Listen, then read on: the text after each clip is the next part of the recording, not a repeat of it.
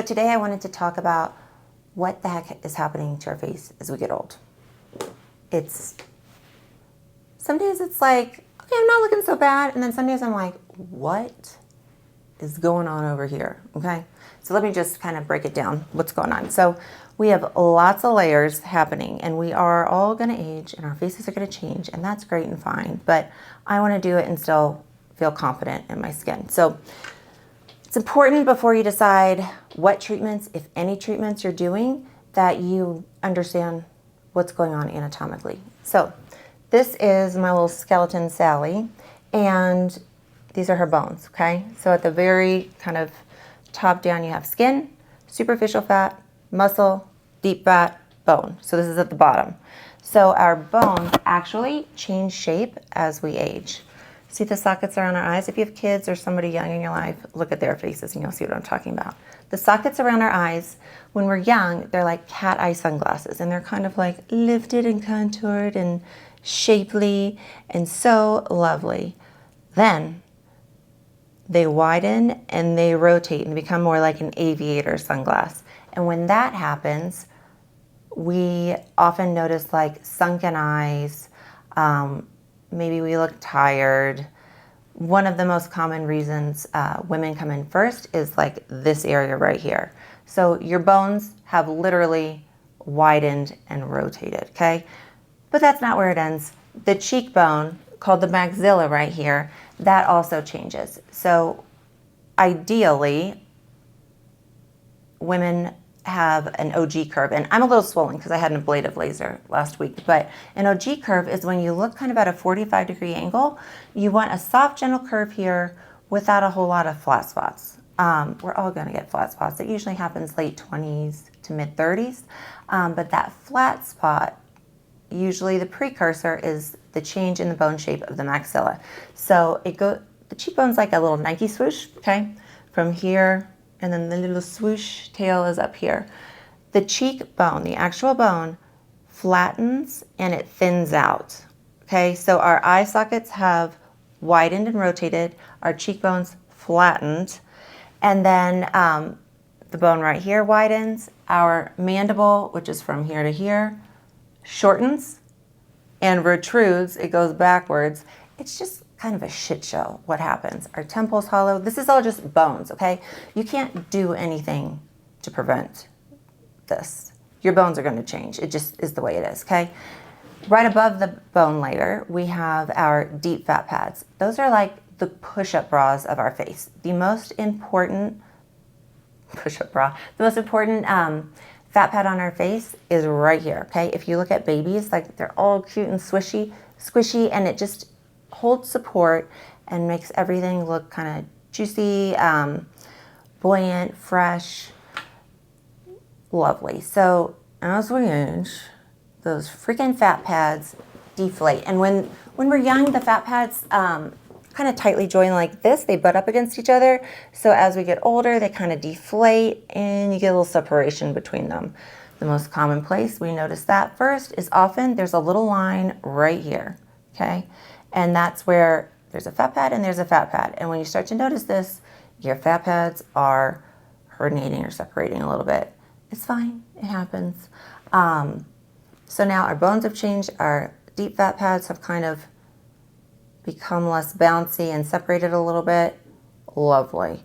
Then our muscles, okay? So our muscles are covered, on top of the muscle is a layer of fat called subcutaneous fat right underneath the skin. As we age, the subcutaneous fat right underneath the skin thins out. So this is why you'll notice smoker lines even if you've never smoked, okay? You have the skin, subcutaneous or superficial fat, muscle, deep fat. When the superficial fat thins out, you can see the layer underneath, which is the muscle, working harder. So if you've never smoked, but you do talk, you do eat, chew, all that kind of thing, you're moving your mouth, you're gonna get lines. I mean, the only way not to is to not move your mouth, and that is just creepy, okay? So you lose a layer of subcutaneous fat, and then you can see the muscles working harder. And that's called dynamic discord and can kind of throw off the eye a little bit. So if you're ever watching somebody talk who's like frozen up here with Botox, but then has deep upper lip rhytids, and rhytids are just wrinkles, the vertical lines, it's like something's just off. So that's happening. And then you have skin, okay? Often it feels like you're growing skin, like it starts to feel like the skin gets longer or more intense here and in the jowls, and that's not really happening. We are losing elasticity and collagen, so it can make it sag a little bit.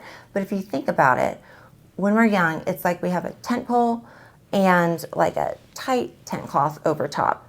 And then as we age, the tent pole, which is our bone and our deep fat, it kind of like gets a little wonky or a little bend to it, but we still have the same amount of fabric over the tent, which is our skin. So that skin has to go somewhere, and it, gravity-wise, goes down, okay? So those are the things that are happening. You don't have to do anything about it if you don't want to, but if it bothers you, first you have to identify, okay, what is bothering you? Is it you're feeling hollow? Is it you just feel like deflated? Is it your skin texture? So first narrowing in on which of those are most important to you will help guide options, okay? Good skin makes everything look better, and we talked about that in the last video. So wash your face and use sunscreen. Cheap, easy. If you do nothing else, it's healthy, it's sustainable. Busy people can do it. It doesn't require any appointments. You'll be off to a great start. And you can just do that for the rest of your life, okay? If it's volume, okay? Like if you notice, if you turn to the side, and it's hard to put everybody in a box because our faces are all unique, and I love that. I don't think we should make faces look the same. It should just be what, you know, you came into this world with. We're just refreshing you to where you feel your best in your own skin, different ethnicities, all sorts of things. So we can't put everything in a box. And in general, if you want to see if you've lost some bone or if filler might be a good idea, then you could look at this at home. So with a grain of salt, like I have a very pointy, strong chin, so mine's a little off. But in general, if you drop a straight line from your bottom lip to your chin, you want it to touch, okay? That means like facially balanced, and that's for men and women. Like if you, my chin kind of comes past my lips, so I would not want to bring my lips out to match my chin because, I mean, it's going to be so ducky. But if your chin sits, and I usually often see this, if I drop a plumb line straight down from the bottom lip, the chin sits back about 1/4 of an inch, okay? So if you feel just like your face is like a little sunken here, and then it's like all skin, or just kind of like you have no bottom face after your lip, it just kind of like floats off, you may consider filler for the jawline. There are all sorts of fillers, okay? And we'll talk more about fillers in another video. But filler can be used in a variety of manners. One way, my favorite way, a really natural looking way, is to replace the appearance of lost bone, okay? So we would use a filler that mimics the appearance of bone, so it doesn't pull in a lot of water, it stays where you put it, doesn't look puffy, nobody's gonna notice, it's just you look really balanced. And I place it where you've lost volume or you need a little volume. So that is like a game changer. Oftentimes people will come in wanting like lip filler and more lip filler and more lip filler because that's what they know. And you can get lips, that's great. I've got lip filler, I mean, I have all sorts of things. I have lip filler, I love it. But at some point, you cannot keep building out your lips while your chin is losing bone. It's gonna look like a Simpsons character and ridiculous. So your injector should tell you this, it probably will, but if somebody's like, you have enough lips, ask all the questions, why? But this makes sense to people, right? Like you have to be balanced. Your lips can't come in the room before you do. So chin filler, also cheek filler. You know how the bones on the cheek thin out, flatten? If you replace the lost volume with filler placed deeply on the bone, it just adds that support back. And look what happens when I go like this. So how much filler you need. 1 syringe of filler is typically around 1/5 of a teaspoon. So it's not like this much product, okay? People think it's like a giant amount. It's like a teeny 1/5 of a teaspoon. So if you take your index finger and just not like tug it, like facelift tug it, but just kind of add a little support here, that is what about 1 syringe of filler can do for your cheeks. So typically if you're just looking to like add some contour and you haven't really lost a lot of volume, you might be able to split a syringe. But if you have that crease down here, if you're feeling hollow, if you have any fullness here or jowling, you're probably going to need at least 1 syringe on each side, or else it's just like save your money, buy a purse, go on vacation. We can't go, I mean, it's not that expensive. I like nice hotels, but 1 syringe of filler will it does a lot. So it adds support to the under eye, it lifts off the nasolabial fold and lifts the jowls, and then it refreshes that OG curve, that soft, gentle slope here. Lovely, nobody will notice. You look like you, just like maybe you're relaxed and slept and hydrated, okay? So cheek and chin filler on the bone, amazing. That will help structure. Lots of other things we can do, but moving on up. Then if you have like those upper lip lines that we were talking about, the smoker lines, 2 things you can do there. I like subcision. So subcision, remember how I was telling you we lost that layer of fat right underneath our skin? It thins out a lot, the subcutaneous fat. When it thins out a lot, your muscle fibers can kind of appear like sticky to the skin. And so that dynamic discord is like when you can just like lightly talk like this, but those vertical lines are distracting you or they really bother you. So subcision is when it's 1 poke here, and then I use a cannula, which is a blunt needle, and I thread it up here with some lidocaine because it is a sensitive area. And I subcise or just release the skin from the muscle so that the muscle isn't pulling so much. And that is like a relaxed look. Nothing's being injected. There's no foreign objects in you except lidocaine, which you will absorb shortly. And it just is like a soft appearance. It's not going to replace volume, but it's like smooths things out. So if you're like, I've got the upper lip lines, I don't want filler, great option.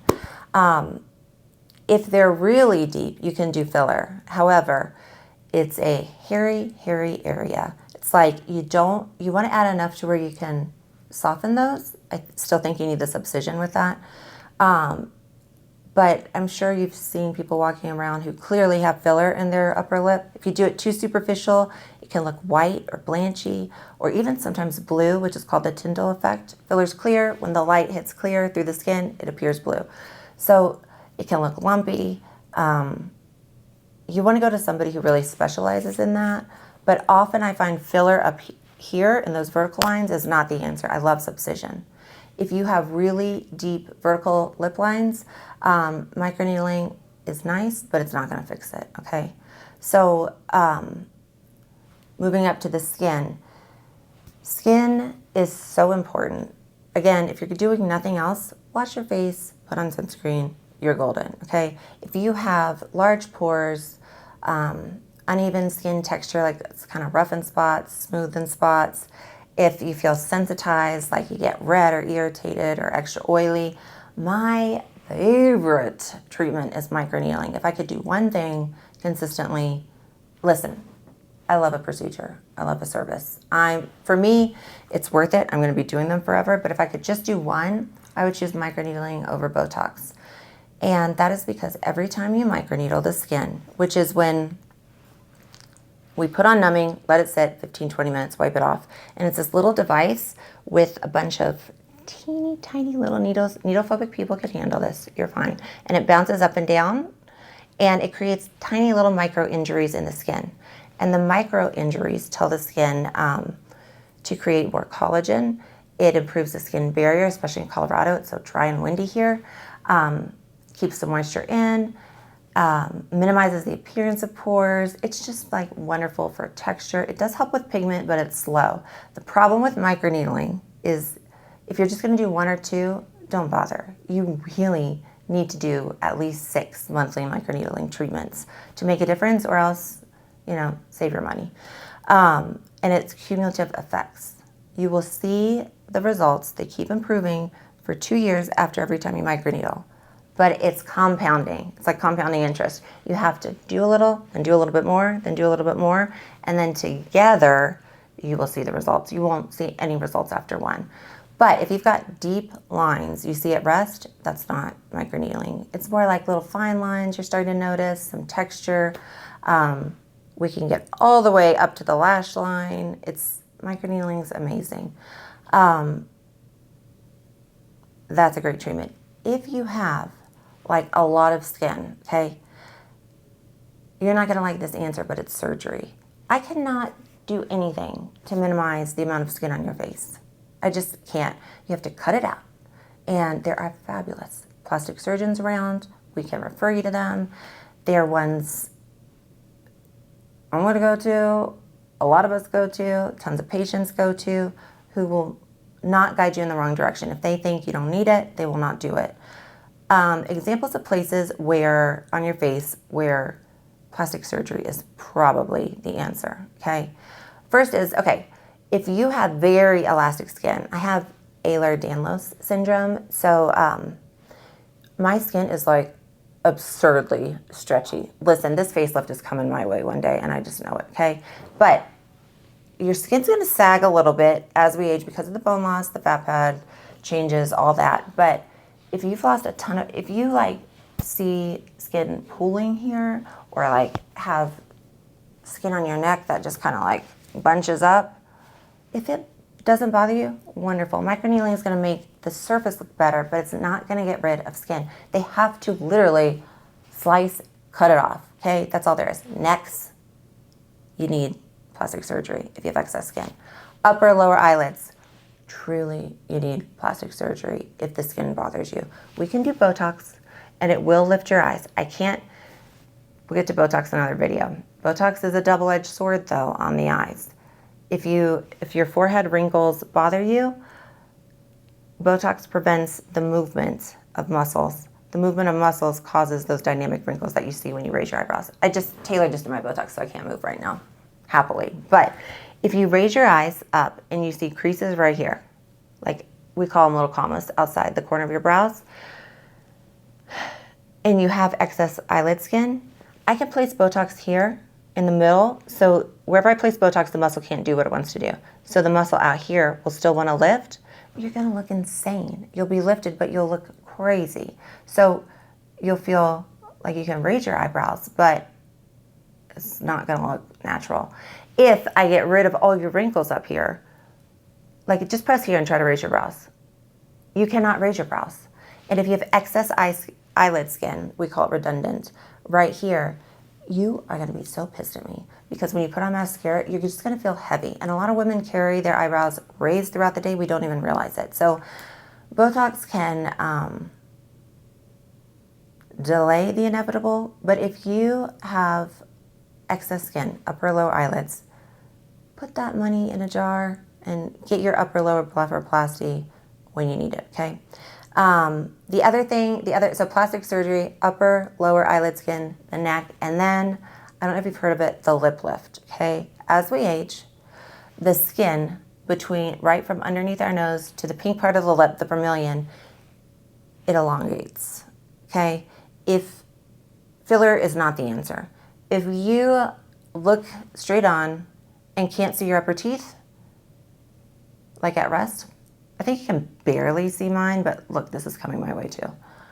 If you can't see if you see no teeth and it's pulling down like this, all filler's gonna do is push out your lip like this, and you're gonna hate it. It's not gonna, I can't do anything about excess skin, okay? What they do for a lip lift is it's often under local anesthesia in the office, and some loopy fun meds. They cut a little incision right underneath your nose. They pull up the skin so it shortens the distance between your nose and the lip, and they suture it right here, and then you can see your teeth, your lips evert more or roll out. You can see more pink, and it's really beautiful, soft, subtle, and it looks like you, okay? So if it's excess skin, save up for surgery if it bothers you. If it's skin texture, microneedling's amazing. Lowest kind of entry for the most transformative. If it's pigment, might look into chemical peels. We'll talk about that. If it's volume loss, filler. Microneedling is not going to help replace the appearance of lost bone. If you are deflated, if you have a weak chin, flat, kind of like sunken, microneedling is going to do nothing for you. If you're just kind of feeling overall bleh and dull, you can look into Sculptra, which is it's a product that was originally developed for gaunt AIDS patients, and it helps with hollowing. So, like after I lost a lot of weight with semaglutide the other year, I got really hollow in here. I know, don't feel sorry for me, okay? But I didn't want filler. Filler is going to add volume. Sculptra helps with shadowing. It helps with skin texture, glow. It's amazing. It's kind of a slow roll process like microneedling though. Filler is amazing because you're like, wham, bam, done. Looks great. Good to go for a year or 3. Sculptra, you need 2 to 3 treatments. It's slow growing. It's amazing though. Lasts 3 to 5 years.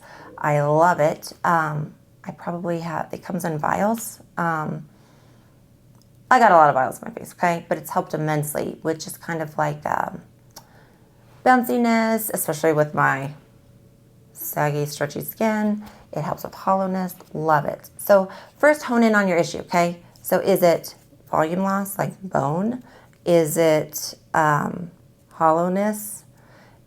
But Sculptra is great for like if you think of a woman who's like, or male, anybody who works out a lot, who has really sharp features, but it just is like harsh, or you don't want to add more volume. Sculptra's great for that. Is it texture? Is it pigment? Or are you just like, I don't want to freaking worry about any of this. I just don't want to get skin cancer. I don't want to be wrinklier than I have to. And then just wear a sunscreen. So first, identify the issue, and then we can hone in on the options. So in the next video, we will pick one of those issues and talk about things we can do.